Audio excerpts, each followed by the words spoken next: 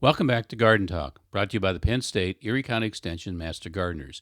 I'm your co host for today, Mike Bailey, along with Ellen DePlacido. Ellen, are you there? I am, Mike. How are you Yes. doing? Yes, and Good. for our listeners, I want to remind them that we're still remote from each other, which Uh-huh. is fine. Okay, she calls in, and I think we get the sound quality pretty good here. Today, what are we going to talk about today? Well, we're going to start off with some questions that you got from a friend or a neighbor, and you thought they were important enough that we should present it in our little garden talk here. Yeah, And we I agree. okay, fine. Thank you for agreeing. Yeah.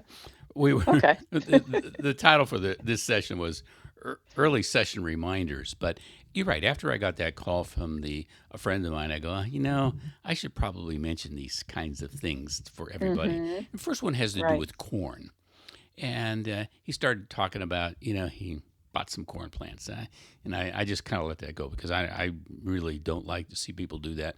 I think corn planted directly in the soil is much better off, but such is life. Okay, and then he started talking about a row. Well, no, wait. Remember, you got to plant corn in a block. Uh-huh. And you know why, Ellen, don't you? I Because, do. yes, because corn is Is wind wind pollinated, pollinated. right? Mm-hmm. And, Mm-hmm. so we don't have any kind of a vector carrying pollen from one plant to another. We rely upon that pollen just dropping and flowing and in hitting the right spot on those corn plants, so that you know, so that the kernels or the potential kernels can be fertilized and develop into a kernel. Mm-hmm. And as we get into that, I just want to kind of remind everybody that with corn, we're really eating the seed, and Right. and that's something that's really important when we talk about a couple of other issues. So, um, this whole concept of planting corn in a block so it gets good pollinated because it gets well pollinated. Excuse me. Okay, you have to have each one of those little silk things that come out of that ear. There has Mm-hmm. to be a pollen grain that lands on each and every one of them because each and every one of them leads down to a potential kernel within that cob, and that's how that corn kernel develops. So if you don't get good pollination, you're going to get spotty ears. Some Mm-hmm. my wife would call it summer corn, some are here, some are there, Yeah. and stuff like I that. like that. So you got to be careful about that. Plant your corn in a block. Okay, each plant 15, 18 inches apart, and put it in as much of a square as you can. Okay. So in sweet corn, you have to be careful about planting sweet corn Mm-hmm. near uh, cattle corn, if you Field. will, field corn, Yeah. field corn. Field Excuse corn. me, you're the Yeah. farmer. I should listen to you. Yes. So because what's going to happen is that you know um, they can cross pollinate, and Mm-hmm. typically we don't talk about things cross pollination affecting the taste of something, but in this case, because we're eating the seed, it is going to affect the taste.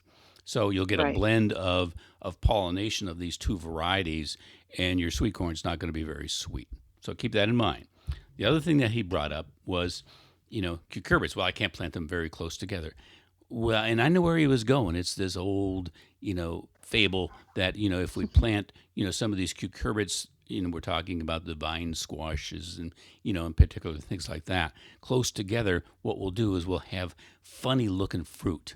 You won't because the fruit that you're going to get this year is dependent upon the fertilization that took place the previous year. Right. Okay, so we're Mm-hmm. looking at the genetic makeup of the seed that you planted this year to determine how the fruit looks this year. Now, if you did get cross pollination of certain things within that group, things of the same species, yes. And if you save the seeds, you certainly could get some unusual looking things next year as far as the Next year. fruit is concerned. Mm-hmm. So, and if we need to elaborate on that, we can do that a little bit later. But they also had, the other thing that reminded me, okay, and you can jump in here, Ellen, is about Okay. onions. Onions, Oh, yeah. yes. This is something, and I have to admit, I never thought about giving onions some early fertilizer because once they grow so quickly and they look so nice, I never thought that they might need a little bit of fertilizer at the beginning, but they need that.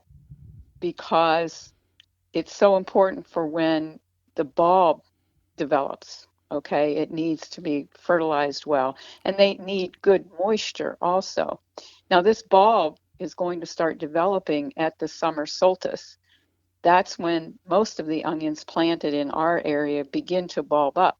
So, for example, today we were in the garden and we did fertilize those onions, and hopefully by the time this summer starts getting really warm is when that bulb is going to develop really well. That's right, because you want multiple leaves and you want big leaves. Mhm. Because guess Mhm. what? Each one of those leaves leads to a single ring in that onion. And the Mhm. size of that leaf, okay, will determine the thickness Of of the that bulb. ring within the onion. So Okay. good onions, lots of rings, good size rings, good healthy plants. So what Okay. are some of the other things that we thought of reminding people? Okay, watering. Watering at this point is very important. The plants and the seeds that you planted this spring need to be kept moist, and especially now, they need water because it's very hot and very dry. Fertilizer. It's a good idea to give your plants a little bit of half-strength fertilizer if they look like they could use a boost. You know, if they're not growing real well, they're not looking real well, give them a little bit of fertilizer.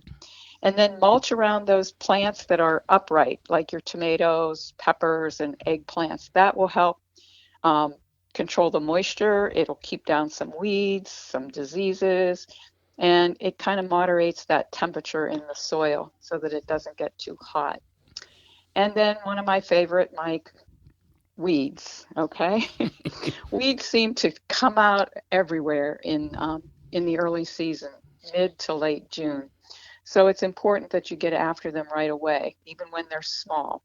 You can just use a little hand cultivator or a hoe to disrupt that root structure and kind of get rid of those weeds right away so that they don't get out of control. Right.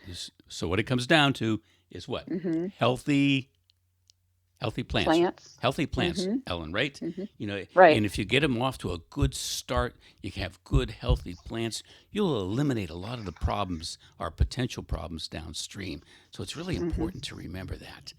It's like anything else that you're growing when it's young. If you can keep it healthy, and strengthen it, it'll be able to withstand a lot of problems further on Right. down.